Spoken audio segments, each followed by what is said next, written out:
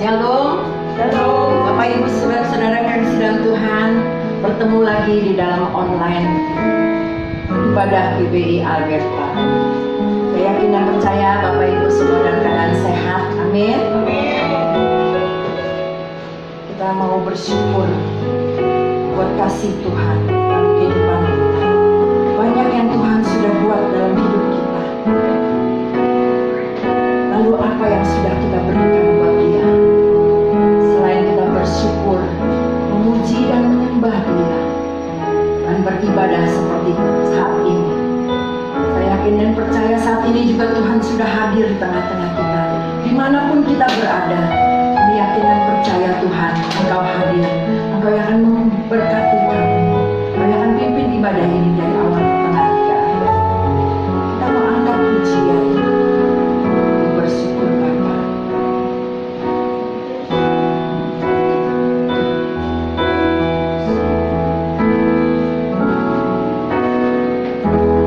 Banyak yang Kau perbuat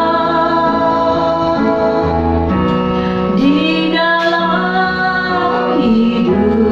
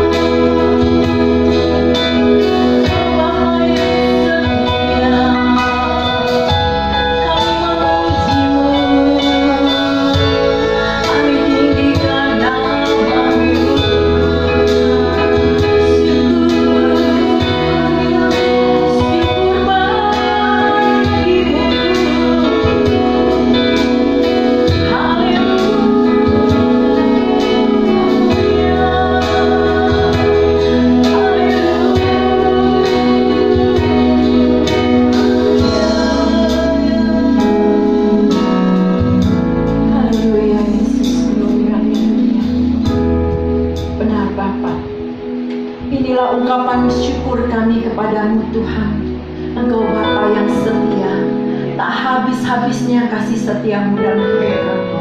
Tak berkesudahan kasih setiamu, selalu baru setiap pagi. Kami bersyukur Tuhan buat kasih-Mu, buat karya-Mu dalam hidup kami Bapa. Sungguh kami bangga memiliki Tuhan seperti Engkau Bapa. Engkau Bapa yang baik, Engkau yang mengerti keadaan kami, Engkau yang menerima kami apa adanya, Engkau yang mencukupkan segala kebutuhan keperluan kami. Kami bersyukur kalau kami boleh ada pada saat ini juga Tuhan. Itu semua karena kasih setiamu dalam hidup kami, karena anugerah-Mu dalam hidup kami Bapa.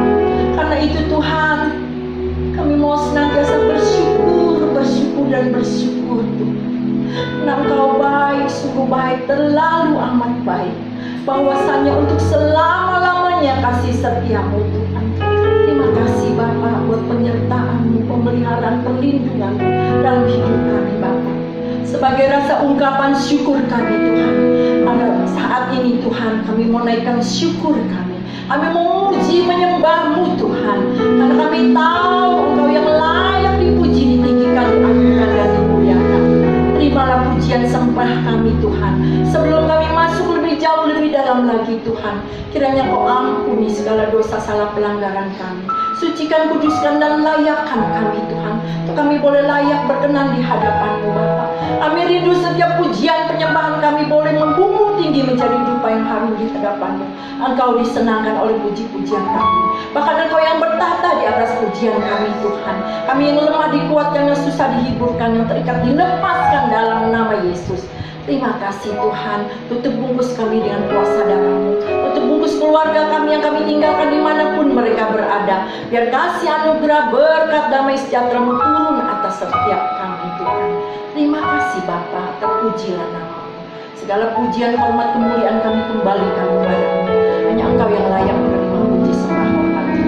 Hanya di dalam nama Yesus Kristus kami alaskan doa dan ucapan syukur. Sekalian kita yang percaya, kita katakan sama-sama, amin. Puji Tuhan. Bersukacita semua. Mari kita mau terus mengucap syukur, karena kita boleh ada sebagaimana kita ada. Itu semua karena anugerah Tuhan. Daud pemazmur katakan, biarlah semua yang bernafas memuji Tuhan. Biar kita saat ini yang ada di tempat ini, kita terus memuji menyembah Dia. Kita ada pujian bersyukur.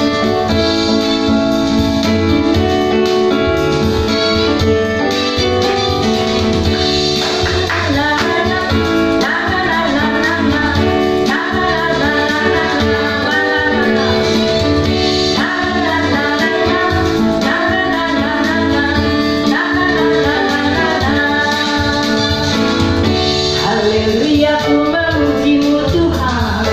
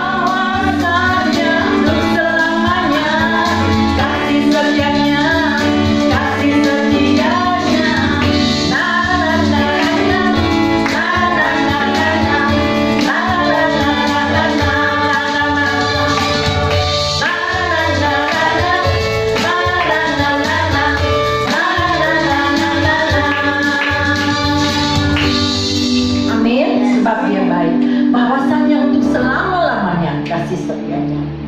Biarlah ini menjadi ucapan syukur kita dalam kehidupan kita, bahwa Dia baik, sungguh baik, terlalu amat baik. Tiba saatnya kita akan menerima kebenaran firman Tuhan. Kita akan siapkan hati kita untuk menerima kebenaran firman-Nya. Di saat seperti ini, di masa pandemi, biarlah kita mau terus berharap bersandar kepada Tuhan. Kita mau bertahan apapun yang terjadi, yang Tuhan izinkan terjadi dalam kehidupan kita. Kita mau terus bertahan dan tidak akan goyah. Karena kami yakin dan percaya Tuhan, tangan-Mu yang selalu menopang kami. Haleluya Yesus. Karena Tuhan yang ulun bantu kau, perisaiku benteng kota benteng. Angkat pujian. Engkaulah perisaiku saat badai hidup menerpaku. Janji-Mu di dalamku, pulihkan jiwaku. Ku kan berdiri di tengah badai dengan kekuatan yang Kau berikan. Sampai kapanpun ku kan bertahan, karena Yesus selalu menopang hidupku. Biarlah pujian ini menjadi doa kita. Kita pujian ini dari awal. Engkaulah perisaiku saat badai hidup menerpaku. Firman-Mu di dalamku, tenangkan jiwaku. Ku kan berdiri di tengah badai dengan kekuatan yang Kau berikan.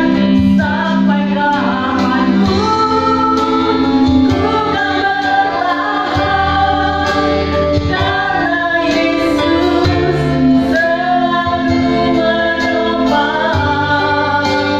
Ku kan bertahan dalam tekanan dengan kekuatan yang Kau berikan. Sampai kapanpun tak tergoyahkan, karena Yesus selalu menopang. Karena Yesus selalu menopang. Karena Yesus selalu menopang hidupku. Selanjutnya saya serahkan pada hamba ini, Karolina.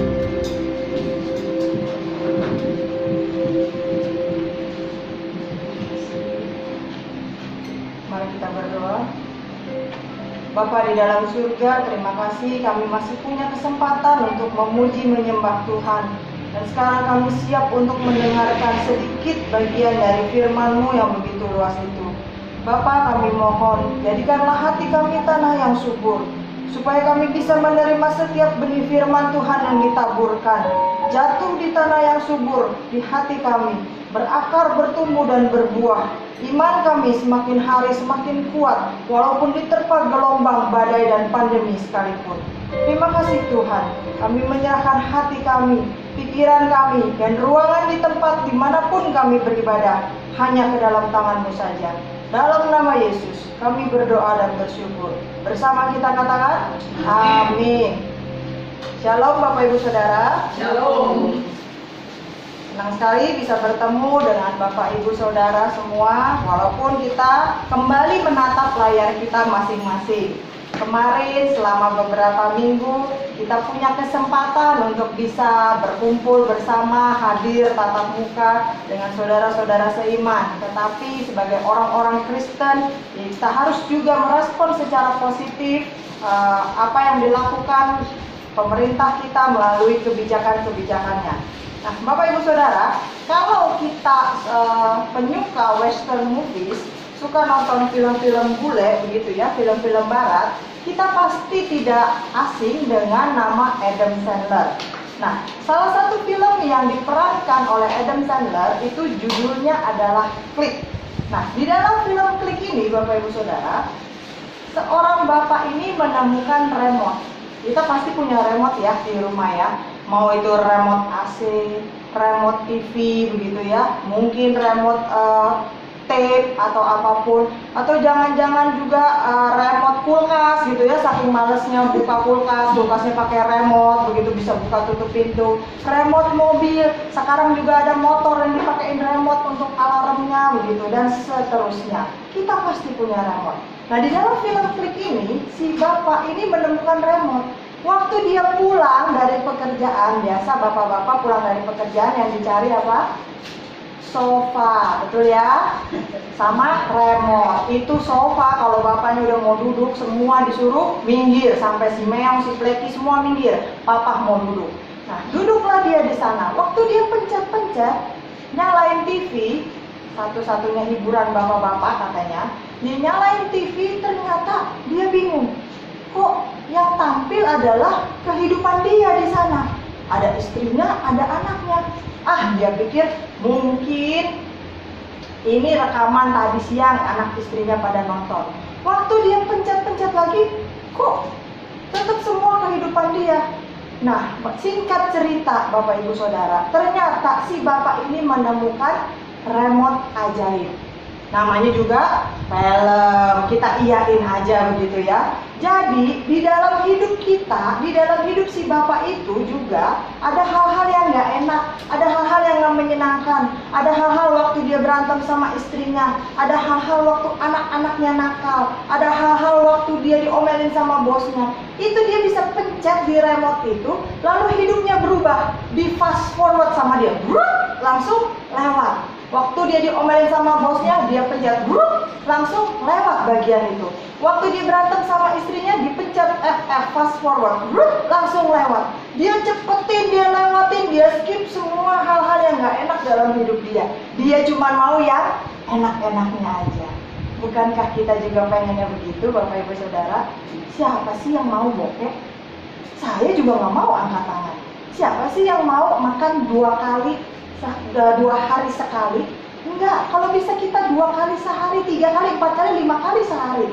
Siapa sih yang mau nggak bisa ke mall, cuman bisa di rumah doang karena nggak punya duit? Siapa sih yang mau nggak bisa bayar kontrakan? Siapa sih yang mau beli pulsa aja nggak bisa? Boro-boro anak-anak mau sekolah di rumah pakai online. Kita semua mau yang enak aja. Kita semua maunya nggak ada pandemi. Kita semuanya mau bisa hadir di gereja tatap muka. Kita semua maunya nggak di PHK.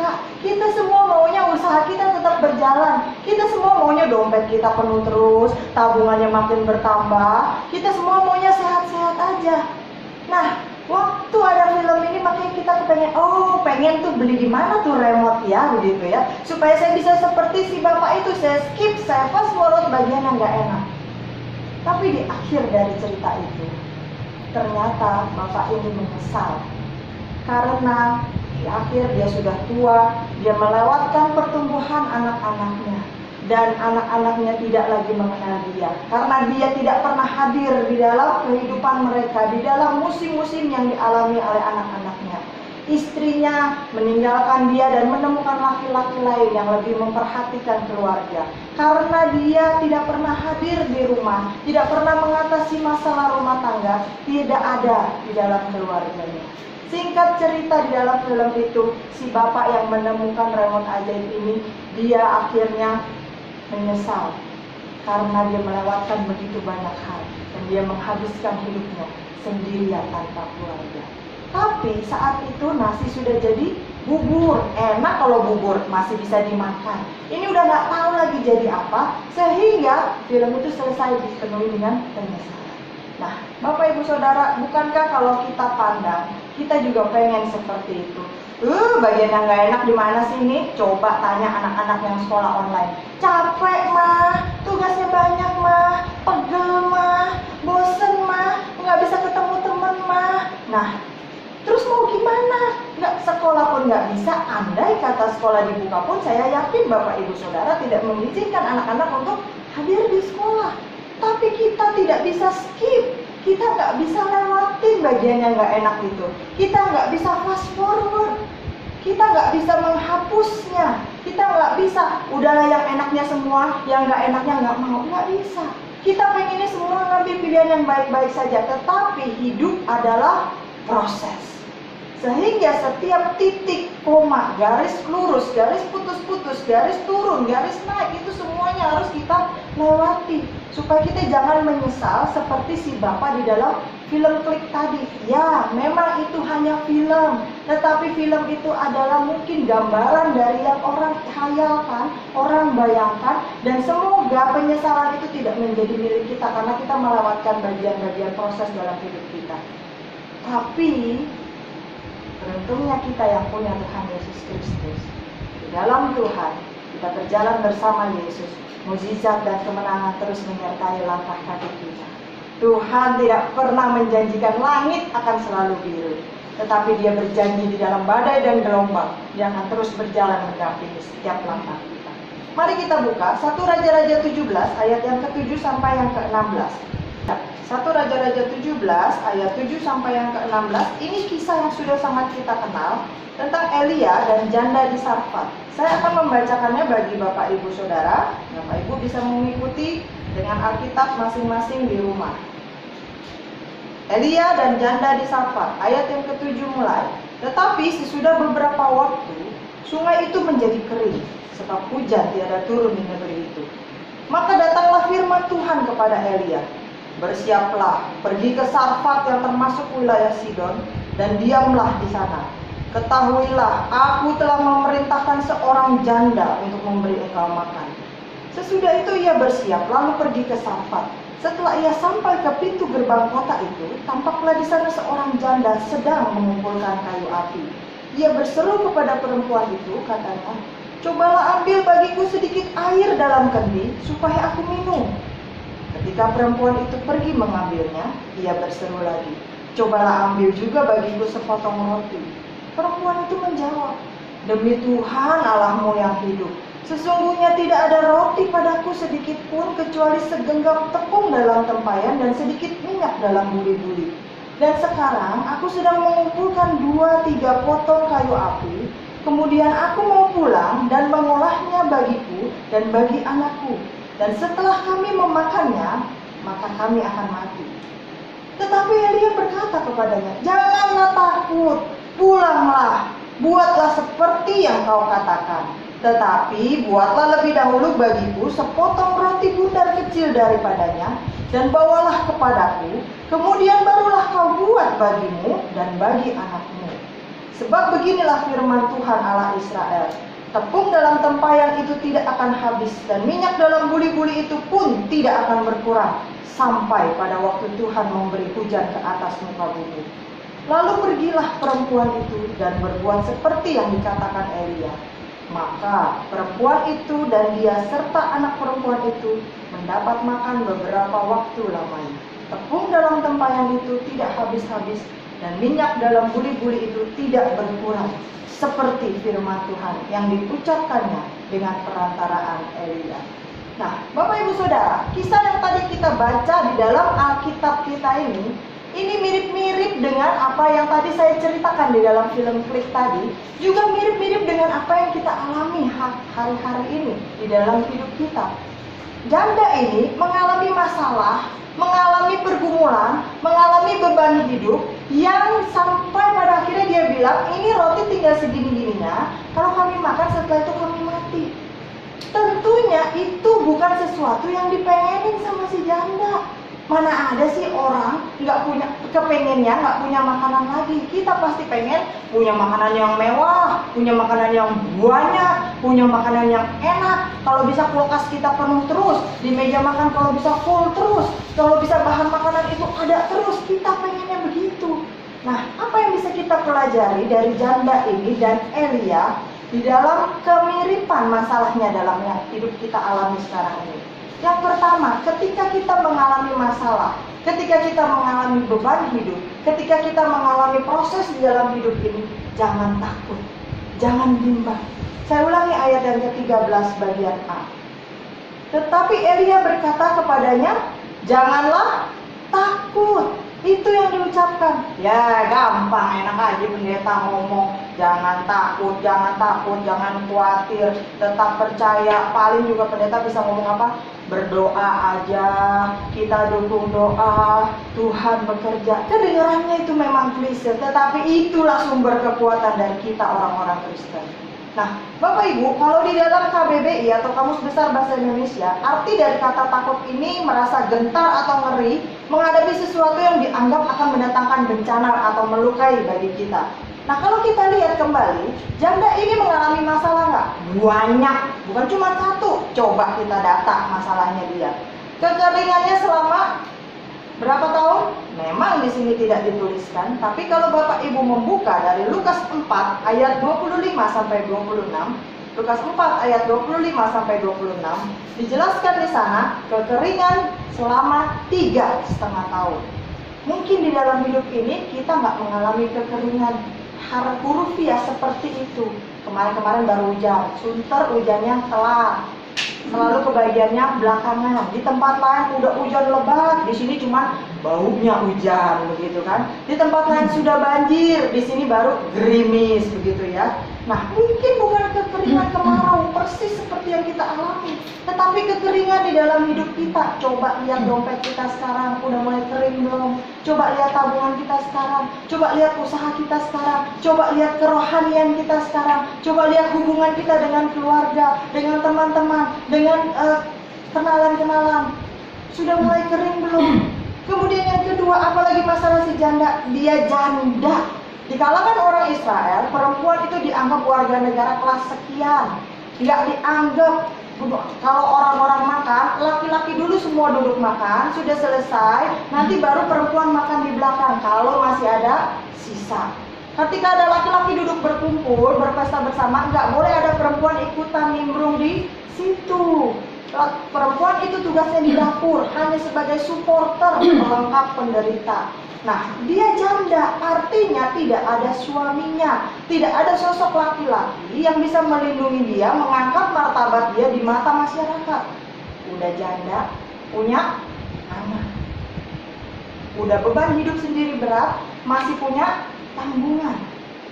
Kemudian kalau masih janda kaya, janda kembang, lumayan deh ya, banyak warisannya, masih naik Mercy. Oh, zaman dulu mungkin kudanya banyak, ontaknya banyak, masih dipandang orang lah ya mungkin. Dia ayat 10 berkata apa? Janda miskin. Dari mana kita tahunya dia miskin? Waktu Elia ketemu dengan janda itu, jandanya lagi ngapain?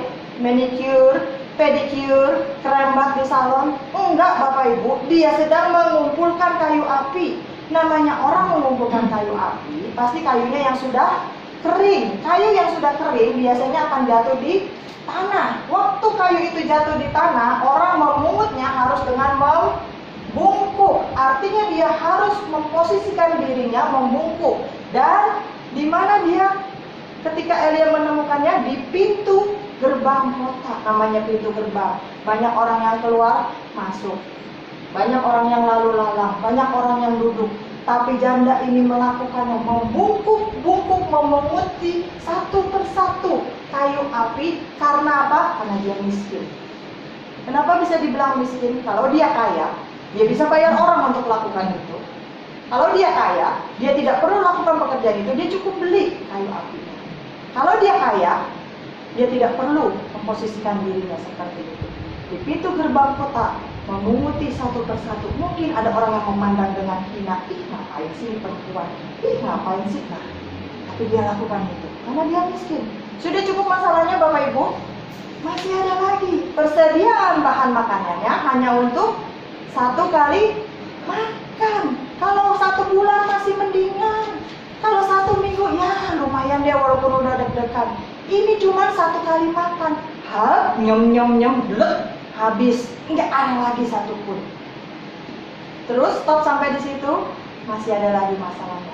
Udah nggak ada makanan, tinggal buat 1 kali makan, miskin melarat-rat, ada tamu lagi datang.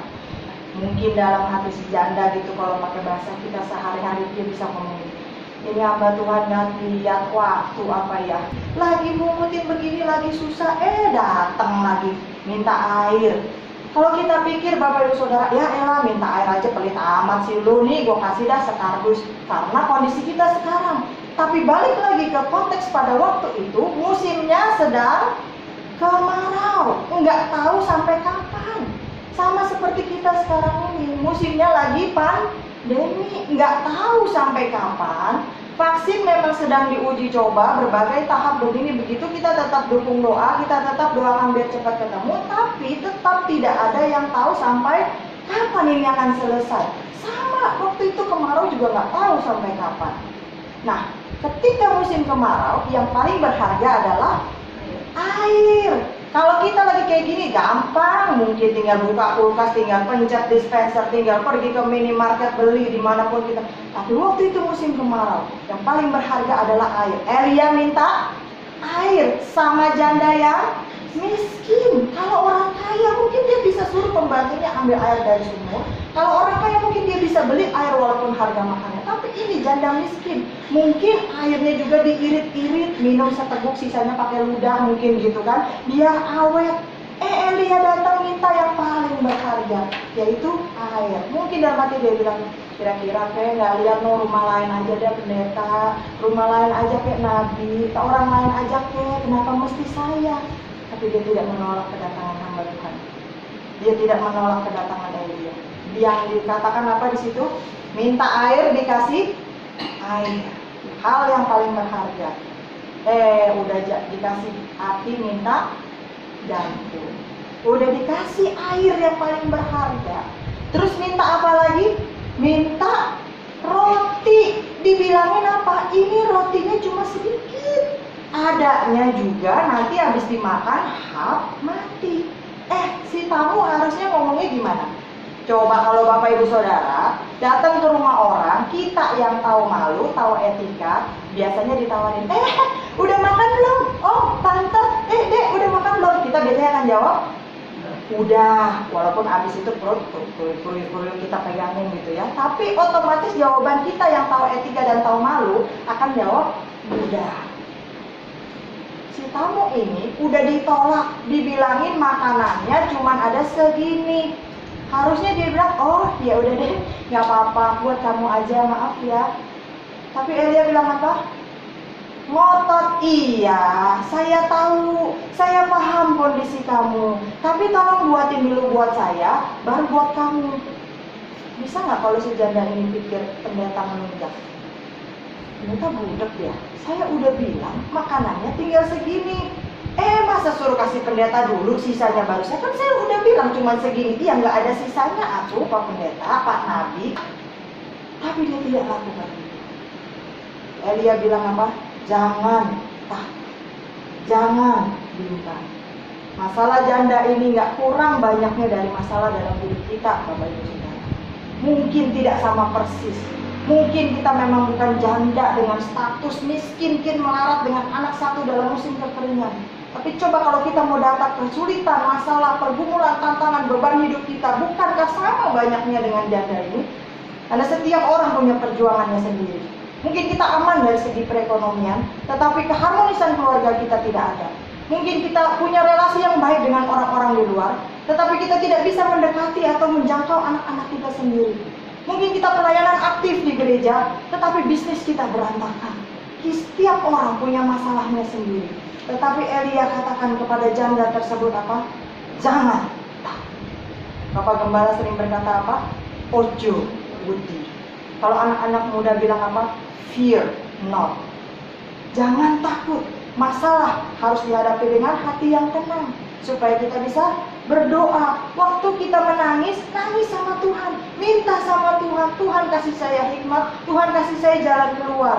Matius 6 ayat yang ke-27, saya minta tolong Ibu Pur untuk membacakannya. Matius 6 ayat yang ke-27. Matius 6 ayat yang ke-27. Matius 6 ayat 27, demikian firman Tuhan. Siapakah di antara kamu yang karena kekhawatirannya dapat menambahkan sehasta saja pada jalan hidupnya? Iya, terima kasih. Ini pertanyaan retorik sebenarnya, Bapak Ibu Saudara. Masalah memang ada, pandemi memang belum selesai, pergumulan kita terus ada sepanjang kita hidup. Tapi Tuhan tanya, siapakah dari antara kita, karena kita khawatir, kita bisa memperpanjang jalan hidup kita. Sehasta itu hanya 45 cm kurang lebih. Mungkin selangkah kaki orang dewasa. Tapi selangkah saja tanpa izin Tuhan tidak bisa kita lakukan di dalam hidup kita. Jadi apa yang harus kita lakukan? Yosua 1 ayat yang ke-9, coba kita lihat. Yosua 1 ayat yang ke-9. Bukankah telah kuperintahkan kepadamu? Apa di situ dikatakan? Kuatkan dan teguhkanlah hatimu. Janganlah kecut dan tawar hati, sebab Tuhan Allahmu menyertai engkau kemanapun engkau pergi. Ini firman Tuhan untuk Yosua, seorang pemimpin dari bangsa yang besar pada waktu itu. Yosua juga takut, Yosua juga gemetar, Yosua juga bimbang, Yosua juga bingung, Yosua juga punya segudang masalah seperti dalam hidup kita saat ini. Tetapi Tuhan berkata, bukankah telah kuperintahkan kepadamu? Sekarang kita katakan ayat itu kepada diri kita. Bukankah Tuhan telah memerintahkan kepada kita juga? Kuatkan dan teguhkanlah hatimu. Bukan tanpa alasan, tapi alasannya ada. Sebab Tuhan Allah kita menyertai kita kemanapun kita pergi. Allah beserta kita. Jadi yang pertama, masalah pasti ada selama kita hidup. Tapi selama bersama dengan Tuhan, jangan takut. Ojo wedi. Yang kedua, apa yang bisa kita pelajari dari janda ini? Ayat yang ke-14 saya ulangi. Sebab beginilah firman Tuhan Allah Israel, tepung dalam tempayan itu tidak akan habis, dan minyak dalam buli-buli itu pun tidak akan berkurang sampai pada waktu Tuhan memberi hujan ke atas muka bumi. Tetap nggak dikasih tahu kapan, tanggalnya, bulannya, tahunnya, tapi dibilang itu sampai pada waktu Tuhan. Artinya tungguin aja. Yang kedua, ketika kita dalam masalah, tetap pegang janji Tuhan. Nggak perlu tahu kapan Tuhan, tanggal berapa, bulan kapan, jam berapa, enggak. Tapi tunggu waktunya Tuhan. Ketika Elia menyampaikan janji Tuhan kepada janda itu, Elia memberikan harapan yang baru. Keadaannya sudah berubah? Belum. Kekeringan masih. Kemarau lanjut terus. Miskinnya jalan terus. Tetapi yang berubah adalah hati dan pikirannya yang berubah. Karena ketika mendengarkan janji Tuhan, ketika mendengarkan firman Tuhan, hatinya diubahkan, persepsinya diubahkan. Keadaan yang kita alami mungkin belum berubah, Bapak Ibu Saudara. Rekening kita belum bertambah, masih terus berkurang. Tagihan kita masih terus harus dibayar. Toko kita masih belum bisa beroperasi secara normal. Anak-anak masih terus sekolah online di rumah. Kantor-kantor kita mungkin masih sistem buka tutup. Ibadah-ibadah kita juga mungkin masih susah. Kita masih dalam pandemi, memang belum berubah. Tetapi ketika kita mendengarkan janji Tuhan, ada harapan baru bagi kita. Karena Tuhan yang kita sembah tidak pernah lalai terhadap janjinya. Tuhan tahu manusia sering goyah. Tuhan yang berjanji tidak pernah lupa terhadap janjinya. Tapi kita manusia yang dijanjiin itu sering lupa. Makanya Tuhan memberikan kita Alkitab ini, ditulis oleh 40 penulis dari latar belakang yang berbeda-beda, berbeda zaman, berbeda profesi, selama kurun waktu kurang lebih 1500 sampai 1600 tahun. Buat apa Alkitab ini susah-susah diwahyukan? Buat apa Alkitab ini susah-susah ditulis? Untuk mengingatkan manusia, saya, Bapak Ibu dan Saudara, bahwa Tuhan tidak pernah lalai terhadap janjinya. Dia yang berjanji, dia pasti akan menepati janjinya. Jangan berharap sama hal-hal duniawi, Bapak Ibu Saudara. Coba lihat Ayub. Ada 5 hal dalam hidupnya yang diharapkan, dijadikan pegangan dalam hidup manusia, tapi diambil begitu saja sekejap mata dari hidup Ayub. Anak bisa diharapkan, anaknya 10 orang langsung meninggal, tewas dalam bangunan yang rontok. Hartanya satu persatu hilang dalam sekejap mata. Jangan berharap sama hal-hal yang duniawi. Jangan juga terus-terusan memandang kesulitan kita, masalah kita, pergumulan kita, karena itu akan membuat kita semakin kering. Coba lihat Petrus ketika dia berjalan di atas air, ketika dia mau menghampiri Yesus, matanya tertuju kepada juru selamatnya, matanya tertuju fokus kepada gurunya. Dia bisa berjalan di atas air, mengatasi air yang gelap itu, mengatasi segala gelombang. Tetapi ketika dia mulai memandang ke kanan dan ke kiri, dia lihat, oh gelap ya, oh ada angin ya, oh di bawah jangan-jangan ada hiu ya. Karena dia seorang nelayan, mungkin dia punya pengalaman yang dia gunakan pada waktu itu, dan matanya tidak lagi memandang kepada Yesus. Dan saat itu juga Petrus membilang, jangan terus pandang masalah kita. Kita punya juru selamat. Itu yang harus kita pandang. Saat tiada lagi jalan, tetap pegang janji Tuhan, bukan janji yang lain. Janji pemerintah bisa lewat, janji manusia bisa lewat, janji malaikat sekalipun bisa tidak ditepati. Satu-satunya yang menjadi pegangan kita adalah janjinya Tuhan. Khotbah 3 ayat yang ke-11a berkata, Tuhan membuat segala sesuatu indah pada waktunya. Kapan? Gak ditulis, ya tungguin aja kapan waktunya. Karena Tuhan berjanji segala sesuatu pasti akan indah pada waktunya. Yeremia 29 ayat yang ke-11 berkata, rancanganku bukan rancanganmu. Rancangan Tuhan selalu membawa damai, sejahtera, sukacita, dan pengharapan. Kapan terjadinya? Pegang terus janji Tuhan. Masih ada masalah, terus pegang janji Tuhan. Masih ada pergumulan, terus pegang janji Tuhan. Kenapa harus terus pegang? Sampai kapan? Karena dia yang berjanji tidak pernah lupa dan pasti akan menepatinya. Janda ini mengalaminya ketika Elia berkata, ayat yang ke-14, tepung dalam tempayan itu tidak akan habis dan minyak dalam buli-buli itu tidak akan berkurang sampai pada waktu Tuhan. Dia tunggu waktunya Tuhan. Dia tunggu dan dia buktikan. Dan apa yang terjadi di akhir dari kisah itu? Kita tahu bahwa apa yang difirmankan oleh Elia benar-benar terjadi. Karena apa? Karena janda itu menunggu waktunya Tuhan. Dia terus pegang janjinya Tuhan. Yang terakhir Bapak Ibu Saudara, kita lihat ayat yang ke-15 dan 16. 1 Raja-Raja 17 ayat yang ke-15 dan 16. Lalu pergilah perempuan itu dan berbuat seperti yang dikatakan Elia. Maka perempuan itu dan dia serta anak perempuan itu mendapat makan beberapa waktu lamanya. Tepung dalam tempayan itu tidak habis dan minyak dalam buli-buli itu tidak berkurang, seperti firman Tuhan yang diucapkannya dengan perantara Elia. Yang terakhir yang bisa kita pelajari dari janda ini, bahwa dia melangkah dengan iman. Jelas-jelas permintaan Elia untuk dibuatkan roti nggak masuk akal, nggak masuk logika. Seperti tadi saya katakan, ini Pak Pendeta, Pak Nabi ini budak ya. Udah dibilang bahan makanannya cuma segono-gononya doang. Tinggal dicaplok saya, caplok anak saya, terus habis nggak ada makanan lagi, kami mati. Kok pendeta, kok Pak Nabi ini masih terus ngotot bikinin saya dulu. Masih mending lah ya kalau ada basa-basinya. Ini enggak, dia ngerti, tapi bikinin dulu baru buat kamu. Nggak bisa dibagi pendeta, ini cuma buat sekali makan. Gimana bikinin pendeta dulu baru kasih saya? Nggak bisa. Tapi permintaan yang tidak masuk akal itu, permintaan yang jelas tidak logis itu tetap dikerjakan oleh janda itu. Kenapa begitu? Karena dia bertindak dengan iman. Segera setelah mendengar janji Tuhan itu, dikatakan di ayat yang tadi kita baca, lalu pergilah perempuan itu dan berbuat seperti yang dikatakan Elia. Apa yang dikatakan Elia? Suruh bikinin roti. Ya udahlah, dengan iman udahlah, kerjainlah. Dan kata sambungnya, maka perempuan itu dan dia serta anak perempuan itu mendapat makan beberapa waktu lamanya.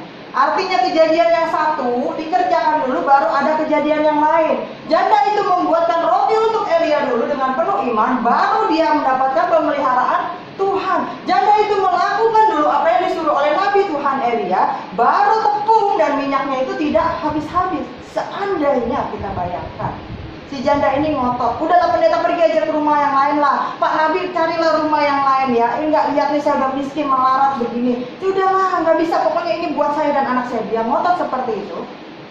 Bisakah kita bayangkan bahwa mujizat itu tidak turun dalam hidup ini?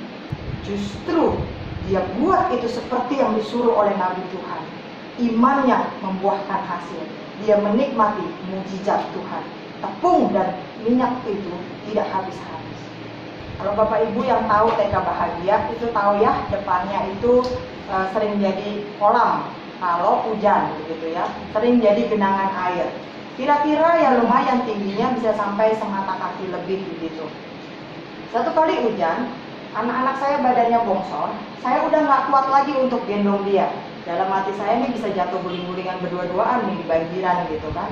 Lalu saya bilang begini, oh udah Kak aja kok, yuk kita ke mobil cepetan. Satu tangan saya pegang payung, udah gagal tasnya dia. Ayo kok, loncat aja kok ini, sebelah sini kering. Mana mami, aku nggak bisa lihat yang kering. Ini sebelah sini kering. Aku nggak bisa loncat mami, nggak bisa. Ayo mami udah lihat kamu aman, mami jagain kamu nggak akan jatuh. Aku nggak bisa.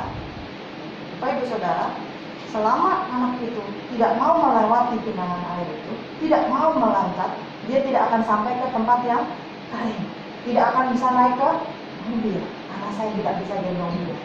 Tetapi dia percaya kepada mamahnya, dia loncat tanpa melihat, dia sampai ke tempat yang kering dan akhirnya kami bisa pulang. Itu gambaran dari iman. Pada saat ini kita mungkin belum melihat keadaan berubah, kita belum melihat rekening bertambah, kita belum melihat keadaan berubah menjadi lebih baik. Keluarga kita masih sama, diri kita masih cekak, usaha kita masih morak-marik, harmonisan masih jauh, masih sering ribut, anak-anak masih ngebantah. Tapi kalau kita melangkah dengan iman, Tuhan pasti menolong kita. Ketika bangsa Israel harus menyeberangi sungai Yordan dalam Yosua 3 ayat 13-17. Walaupun saat itu para pembawa tabut perjanjian itu kakinya sudah ada di atas sungai Yordan, tetap sungai itu belum terhenti. Tetapi Alkitab mengatakan ketika kakinya sudah tercelup, saat itu juga sungai Yordan terhenti. Coba kita bayangkan, kalau iman kita cuma sampai di atas sungai Yordan itu, bakal terbelah nggak? Yos, siapa nih? Mana nih katanya nih Tuhan nih? Mana nih kok nggak nih? Ini udah di atas nih, kakinya nih udah 1 senti lagi nih. Mana nih sungainya masih ngalir nih? Udah nggak. Terkelolot lagi. Nah, pasti saat itu mujizat tidak terjadi. Tetapi para pembawa tabut perjanjian itu dengan percaya, mereka melangkah di sungai yang saat itu belum terhenti. Ketika kaki mereka tercelup, saat itu juga mujizat terjadi. Bagaimana dengan hidup kita?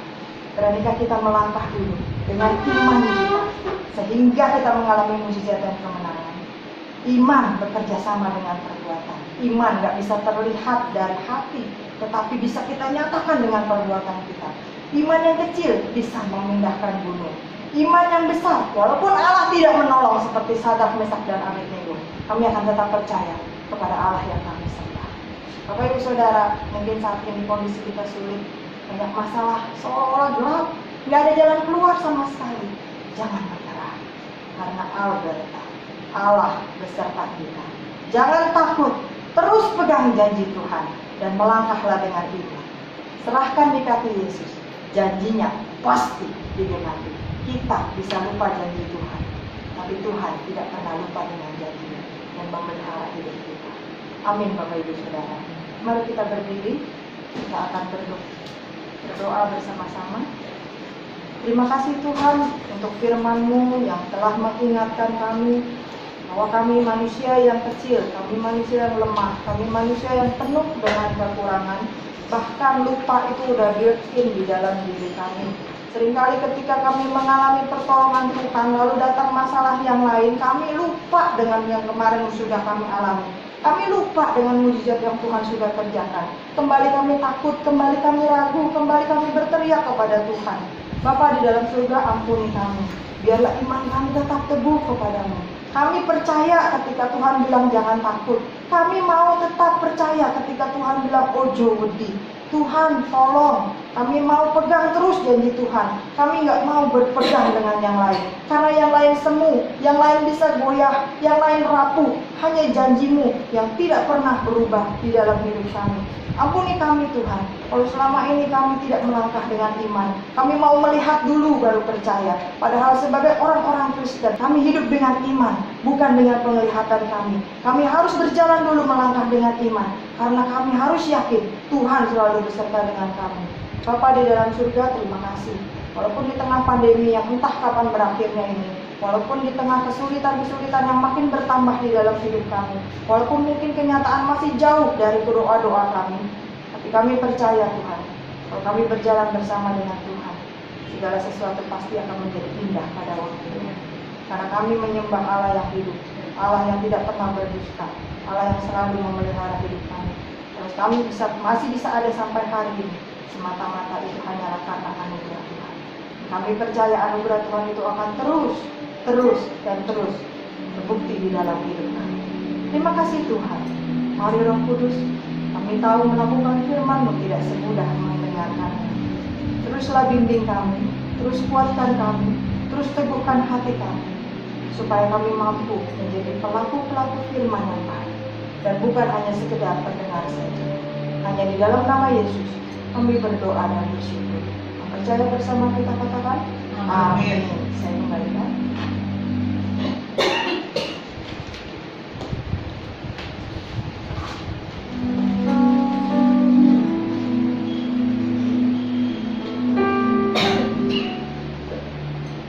Ya, saya yakin dan percaya firman yang menguatkan kita.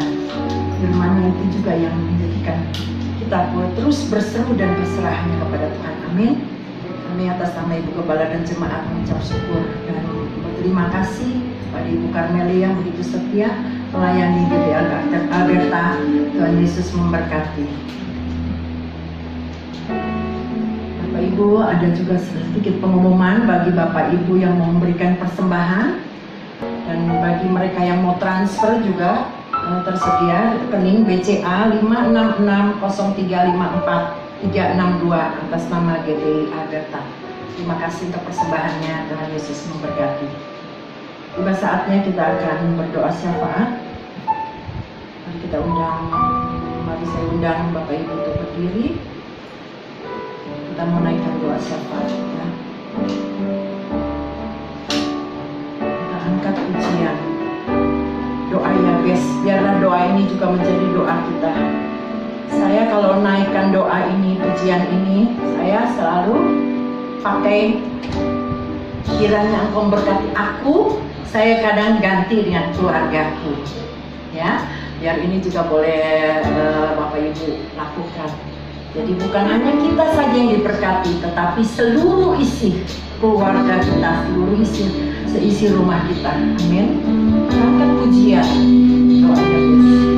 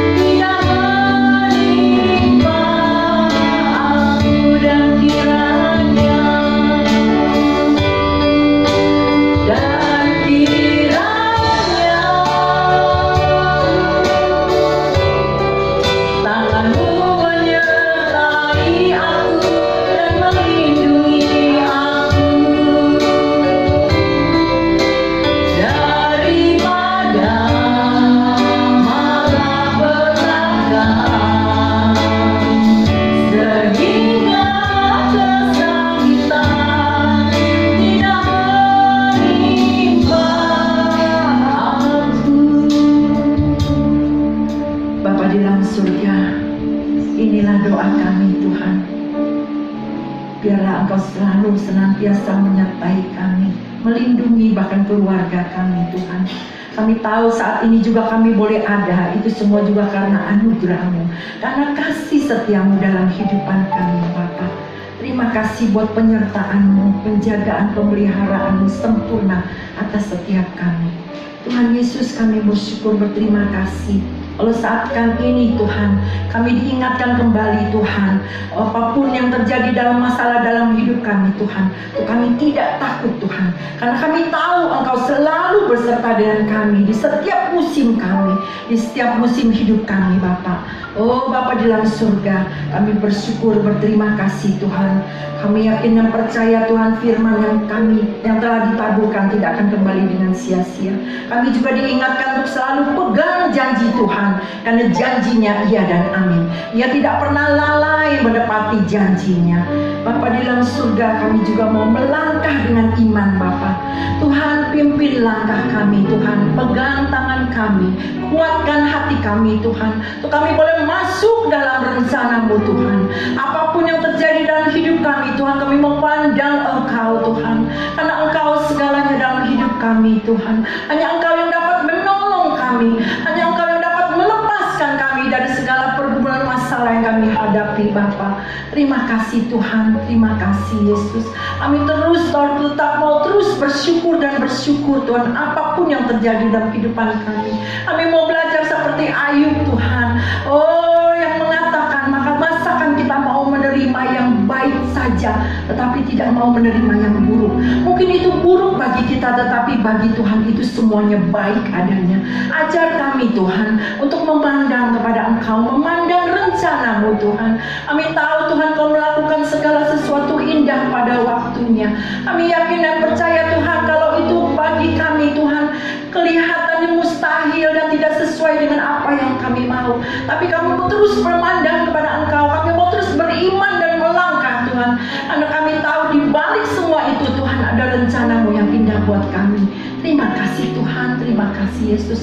Memberkati Ibu Pendeta Karmelia Tuhan, yang telah menyampaikan kebenaran firman-Mu Tuhan. Pakai dia luar biasa Tuhan, dimanapun dia menyampaikan firman-Mu Tuhan, biar banyak jiwa boleh dimenangkan bagi kerajaan-Mu Tuhan. Terima kasih Tuhan. Tuhan berkati juga untuk suami dan kedua anaknya Bapa. Kami serahkan dalam kasih pimpinan-Mu, penjagaan, pemeliharaan, perlindungan-Mu Tuhan atas keluarga ini sempurna adanya. Terima kasih Yesus. Kami berdoa juga untuk Ibu Gembala Bapa, yang begitu setia mengayomi kami Tuhan, jemaat-Mu. Kami yakin dan percaya Engkau juga mempunyai rencana yang indah untuk Ibu Gembala. Terus Engkau topang dia Tuhan, di dalam kesendirian dia tidak sendiri, di dalam kesedihannya Tuhan, terus Tuhan menghibur dia. Bapa, kami yakin percaya saat ini juga dia boleh ada, dia boleh sehat, kuat, itu semua karena anugerah-Mu Bapa. Kami yakin percaya Engkau mau pakai dia lebih lagi Tuhan, sampai Engkau datang pada kali yang kedua. Terus Engkau pakai Tuhan Ibu Gembala kami. Kami berdoa juga untuk bangsa dan negara kami Tuhan. Kami mau berkati Indonesia Tuhan. Shalom buat Indonesia Tuhan. Berkati bangsa dan negara kami Tuhan. Kau berkati Bapak Presiden dan Wakil Presiden Tuhan. Kau berikan hikmat yang daripada-Mu Tuhan. Para menteri, para TNI, Polri juga Tuhan, mereka wali kota, bupati, pemerintahan pusat sampai daerah, camat, lurah, RT, RW, semuanya Tuhan, berikan roh takut akan Tuhan. Kau berkati Tuhan bangsa ini, para pemimpin kami Tuhan, untuk mereka juga dapat memberikan hikmat untuk menangani wabah pandemi ini Tuhan. Oh Bapa di dalam surga, kami serahkan dalam kasih pimpinan-Mu. Tuhan tahu yang terbaik buat Indonesia. Kami tahu Tuhan, Indonesia ada di hati-Mu, di pikiran-Mu Tuhan, di tangan-Mu. Terima kasih Tuhan, terima kasih Yesus. Kami juga berdoa Tuhan untuk para dokter, suster, perawat, mereka yang bekerja di rumah sakit, klinik, laboratorium, para relawan. Tuhan berkati mereka Tuhan, berikan kekuatan, kesehatan yang daripada-Mu Bapa. Engkau berkati, tutup bungkus mereka dengan kuasa darah-Mu, berikan mereka semangat yang daripada-Mu untuk menjalankan tugas mereka Tuhan. Oh Bapa di dalam surga, pekerjaan tugas yang begitu mulia Bapa, kami yakin dan percaya Tuhan, Kau akan memberkati mereka Tuhan, memperhitungkannya sebagai upah baik di bumi maupun di surga. Kau berkati keluarganya, tutup bungkus dengan kuasa darah-Mu Bapa. Kami berdoa di dalam nama Yesus Kristus. Tuhan, kami bersyukur juga untuk vaksin Tuhan dalam masa uji coba ini Tuhan. Tuhan berkati Tuhan para ilmuwan, para dokter, para laboratorium Tuhan. Kau berkati Tuhan agar mereka dapat menemukan vaksin yang benar, yang Kami berdoa dalam nama Yesus Tuhan. Kami yakin dan percaya pada waktu yang singkat ini Tuhan, tidak lama lagi vaksin itu akan keluar Tuhan. Kami minta dalam nama Yesus. Kami tahu Tuhan, kami manusia terbatas adanya. Kami perlu Engkau Tuhan. Kami perlu Engkau campur tangan di dalamnya Bapa. Sehingga apapun vaksin itu Tuhan, kalau Engkau tidak campur tangan itu tidak akan terjadi. Karena itu kami minta Tuhan, biarlah tidak ada kesombongan, tidak ada keangkuhan, tidak ada satupun yang dapat memegahkan diri Tuhan. Kami berdoa dalam nama Yesus Tuhan, berikan vaksin itu Tuhan, sehingga kami dapat melewati semua ini. Kami yakin dan percaya Tuhan, semuanya ini terjadi seizin daripadamu Bapa. Dan kami yakin dan percaya Tuhan, semua akan indah pada waktunya. Terima kasih Tuhan. Kami berdoa juga Tuhan untuk jemaat Alberta. Bapa di dalam surga, biarlah Tuhan Kau lawat mereka Tuhan. Yang sakit Tuhan jamah, sembuhkan dalam nama Yesus. Yang susah Tuhan hiburkan, yang terikat dilepaskan, yang mengalami masalah Tuhan berikan jalan keluar. Bapa, kami serahkan dan kasih pimpinan-Mu. Kami yakin tak perbaik, yang terbaik Engkau selalu berikan buat mereka. Terima kasih Tuhan. Terima kasih juga untuk ibadah online ini Tuhan, yang boleh berjalan dari awal pertengahan hingga akhirnya, semua karena anugerah-Mu Bapa. Dimanapun jemaat-Mu, siapapun Tuhan yang mengikuti online, ibadah online ini Bapa, kami yakin dan percaya Tuhan, pada saat pujian penyembahan dinaikkan, Engkau hadir di tengah-tengahnya. Engkau yang menjamah dan melawat umat-Mu Tuhan dimanapun mereka berada. Kami yakin dan percaya Tuhan, ibadah ini tidak sia-sia, karena Engkau yang hadir, Engkau yang memberkati, Engkau yang melawat seluruh umat-Mu Tuhan. Terima kasih Bapa, terpujilah nama-Mu. Jemaat ini adalah milik-Mu, kepunyaan-Mu, biji mata-Mu Tuhan. Kami bersyukur Tuhan, kami berharga di mata-Mu. Dan kami yakin dan percaya Engkau yang terus Tuhan memberkati kami. Terima kasih Bapa, terpujilah nama-Mu. Kami serahkan sepenuhnya dalam kasih pimpinan-Mu Tuhan. Biarlah Tuhan, ibadah ini dari awal pertengahan hingga akhirnya kami serahkan dalam tangan-Mu, memelihara pimpinan. Terpujilah nama-Mu. Terus sebentar kami akan mengakhiri ibadah ini Tuhan. Kami yakin dan percaya Engkau yang memberkati, Engkau yang menolong setiap kami Tuhan. Petugas yang ada Tuhan, Kau berkati. Tutup bungkus kami dengan kuasa darah-Mu Tuhan. Tibakan kami tempat tujuan kami masing-masing dengan selamat, tanpa kurang suatu apapun. Terima kasih Bapa, terpujilah. Kekasih-kekasih Kristus yang diberkati Tuhan, pulanglah dan terimalah berkat Tuhan. Turunlah kiranya atas saudara-saudara semua kasih karunia dan damai sejahtera dari Allah Bapa, pengampunan dan kasih sayang dari Tuhan Yesus Kristus, penghiburan kenyataan bahkan pimpinan dalam kuasa Roh Kudus memimpin kita sekalian, mulai saat ini sampai Maranatha Tuhan Yesus datang yang kedua kali. Di dalam nama Tuhan Yesus kami sudah berdoa dan bersyukur. Haleluya. Amin. Katakan Bapak, terima kasih. Bapa, terima kasih. Bapa, terima kasih. Bapa di dalam surga,